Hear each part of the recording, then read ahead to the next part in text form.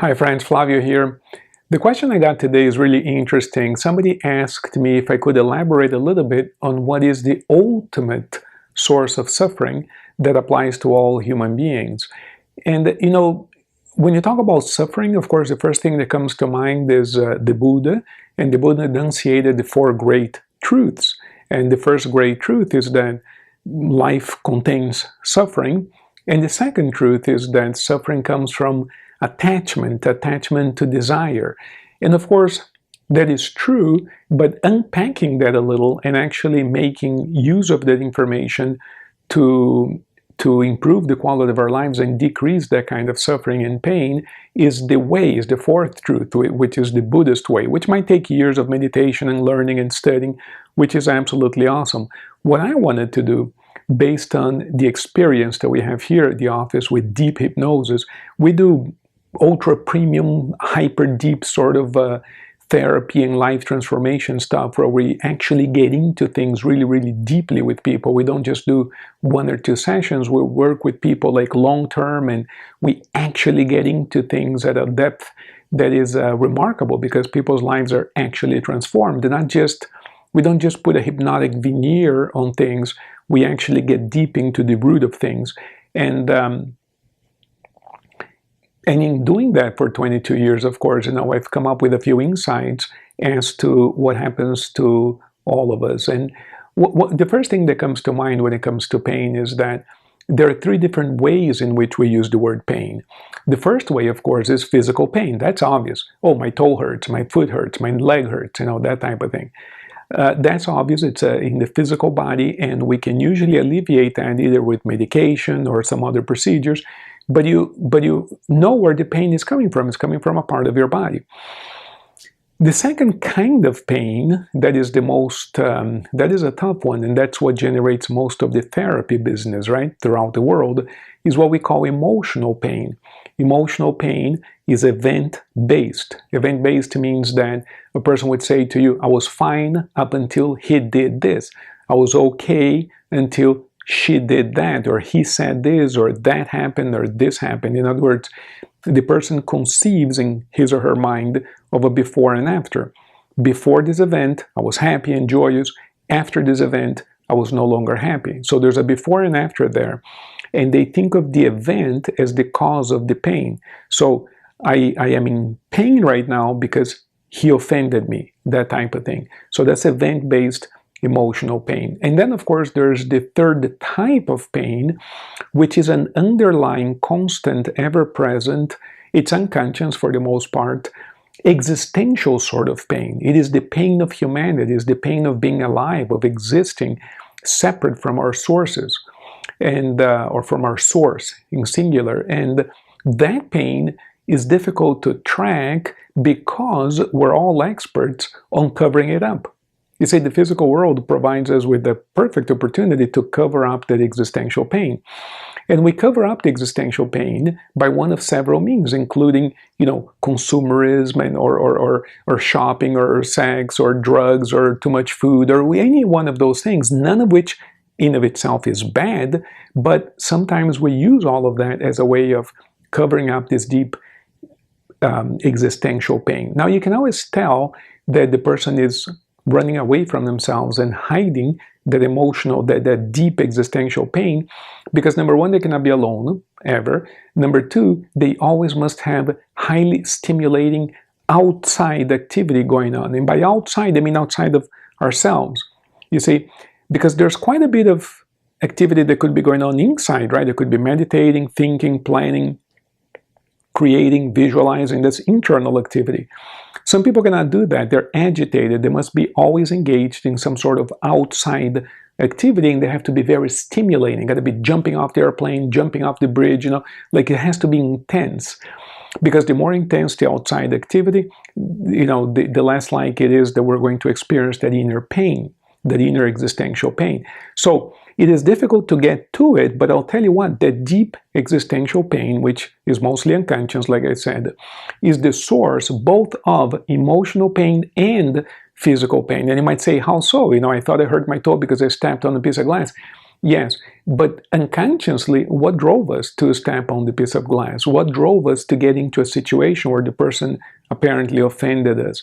You see, furthermore, those kinds of events, say I'm offended because so-and-so hurt my feelings, whatever, that kind of emotional pain isn't really caused by the event itself. Even in the case of physical abuse, when children have been physically brutalized, and they say, well, that's not what hurts. What hurts is, what the person did, what the person said, right? But if you go deeper into that, it isn't even that either. In other words, there's a layer deeper that explains the pain. So these events that the person attributes as the person thinks of as the cause of the pain, these events are nothing more than the equivalent of somebody opening the curtain, piercing the veil, and allowing us to see a deeper pain deep inside of us. Let me tell you something.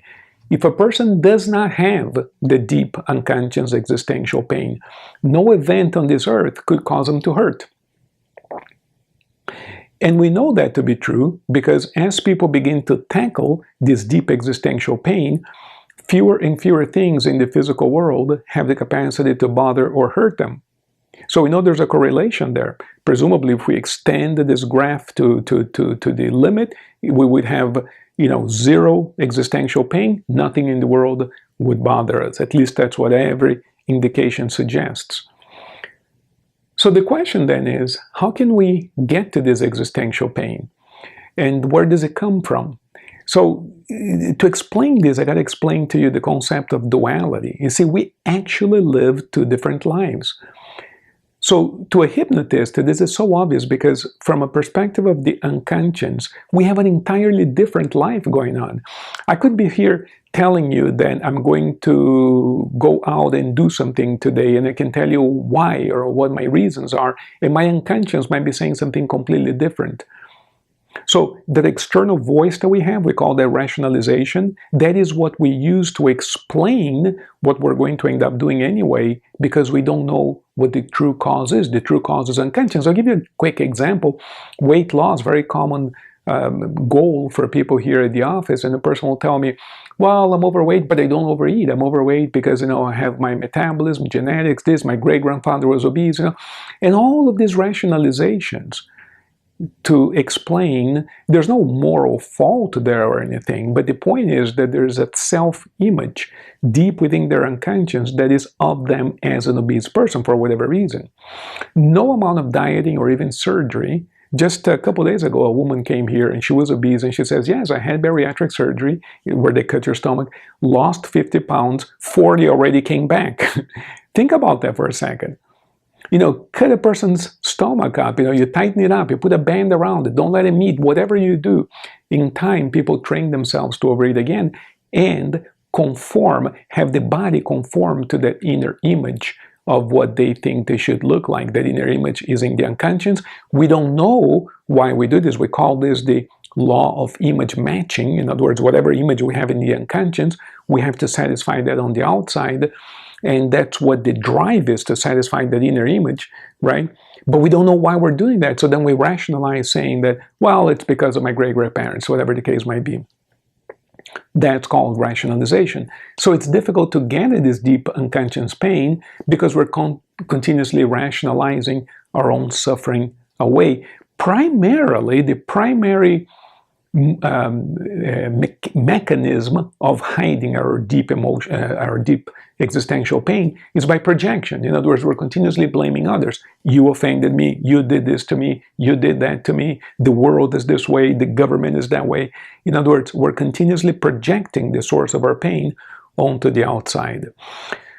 So the question then becomes, how can I eliminate this? If you think of this notion of duality, it becomes easy for you to understand. If I actually live two different lives, I have to understand that each one of those lives has a different ideal, a different purpose, a different goal. Your unconscious mind is the doorway, the entryway to your spiritual life, to your soul. In other words, you access your own self, your own spiritual self, your true self, your soul from your unconscious mind and not from your rational mind and not the intellect. There's no connection between the intellect and the soul, to put it, as a schematic way of thinking about it. Now, from your unconscious, it's one step above, and you have your spiritual dimension. Everything opens up, and it completely changes the way you understand yourself, life, in the world, and other people. So here's the thing. That spiritual part of us, of which we are unconscious in our human form, that part of us was born, came to this earth for a purpose, for a reason, with a purpose, with a mission, if you want to think of it that way. There's a reason why we're here, and there's something we're here to do. And that something itself has two sides. One has to do with becoming a better person, learning, living, developing our own joy, if you will, becoming a better human being. And the other has to do with sharing with others. There's always something that we must do in this world for others. However, the other part of us, the human part of us, the personality, the part of us that is the person, the part of us that's called Flavio or John or Peter or Mary Jane or whoever, in other words, the part of us that is the human side of us, also has a purpose. But that purpose is loaded in like a computer from the outside in. You see, the outside world, the physical world, the world of phenomena, provides us with a number of distractions and illusions that appeal to our sense of desire. Remember what the Buddha said? Desire is the source of suffering. So we begin to respond to the world. This is where you see things like, I didn't know I needed something until I saw it. See?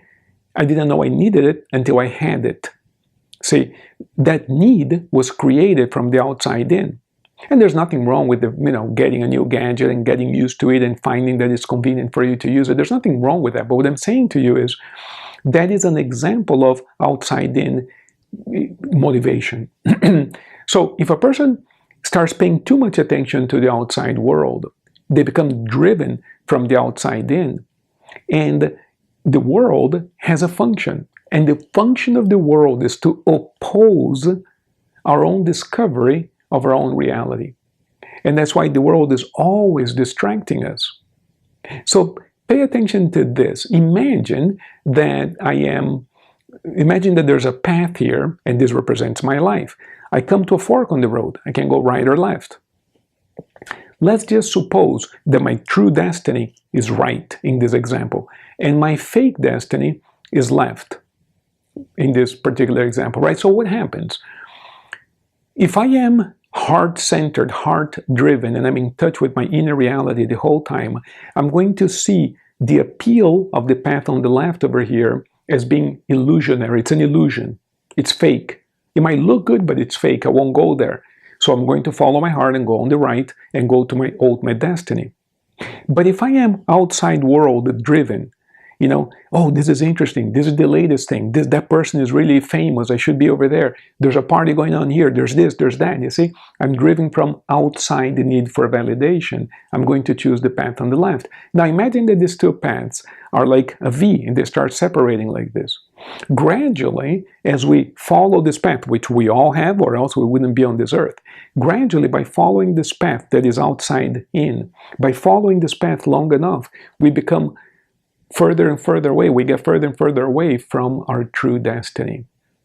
And the further away we are from our true destiny, the deeper, the greater the sense of longing, the sense of anguish, the sense of pain, that existential pain that won't leave us alone. And I'm telling you this, I've been doing this for 22 years. When a person comes in here and they feel destroyed, they feel like they wasted their lives, they missed out on everything that was important to them, what it takes to solve that pain is deep, profound introspection. What is my life like? What is my purpose like? And I have to be willing, courageous, bold to make significant change in my life, because I have to readjust my life back to what that original purpose was. This takes courage. This takes courage. You know what's really interesting though? You know what the world is going to do to you? It takes so much courage, and I can tell you because I've seen this. It takes so much courage to make this replacement that the people who are a part of this world of illusion, the people who are around you, who are a part of the illusion, rather than being proud of you, and this is how you can tell, rather than being proud of you, they're going to call you a coward. They're going to say, well, you're abandoning this. No, you're not abandoning this. You're pursuing something much greater, which is of benefit to everybody around. but that person cannot see it. And because they're still under the influence of the world, they see your decision to become more real as cowardice as opposed to valor. You see, they cannot separate fact from fiction. They cannot separate illusion from reality. So they say, well, wait a second, you're not going to pursue more money. That's what everybody wants, more money. Why don't you get more money? It's like, wait a second, we can do that, but if we did that, we would be missing out on much more important things. Nothing wrong with making more money. I'm just giving an example, right, that we have to readjust our lives. So the ultimate source of suffering is living a life that ultimately isn't your life. My friends, all I'm telling you is this: if you're in anguish right now, if you're in pain right now, there is hope for you. All you have to do is learn to close your eyes, go within, and I can help you with this. We're going to create more videos like this that explain exactly how to discern what your true ultimate reality is so that you can pursue. And I can guarantee you that when you are in the pursuit of your reality, your destiny, your goal, your mission, your purpose on this in this world, when you are in the pursuit, when you're moving forward towards that ideal that your soul set for you for this lifetime, I guarantee you there's no pain. Test me out on this. Test me out. Call me out if I'm wrong. It's an absolute fact that there's absolutely no pain because you're going forward. And this is why great avatars from the past, great philosophers, great thinkers, great messengers from the past have transcended death itself. Because they completely eliminated the pain by living a life that is entirely on purpose and free of distractions and illusions. This is not for the faint of heart. This is not for the coward. And I'm only using that word because I hear this all the time. Oh, so-and-so said I'm a coward for doing this. No. You're courageous and bold because what you're willing to do, particularly if you're listening to me this long, what you're willing to do is to discover yourself, to pierce the veil of illusion, to cross over to the other side and contemplate reality and bring back to this earth a chunk of their reality, a chunk of truth, a chunk of light. Everybody else is just rehashing the same old illusion, one passing it to another, just rehashing the same old illusion. You are doing something powerful and meaningful. And that's why I'm so proud of you. And I'm proud that we're together in this journey. I'm proud to be a part of your life, and I'm proud and I'm happy that you're part of mine and we can interact. So please do me a favor. Put your comments below this video so that we can exchange ideas and see how we can make these explanations more useful to you. Because whatever experiences I've had over these years, I'm here to share them with you to make your journey easier, lighter, faster for you. All right? And later in this series of videos, I'm going to tell you where all of this comes from, and you're going to see how awesome this experience is. Thank you so much. Blessings. Remember one thing, there's magic in life, and we're just getting started. Thank you.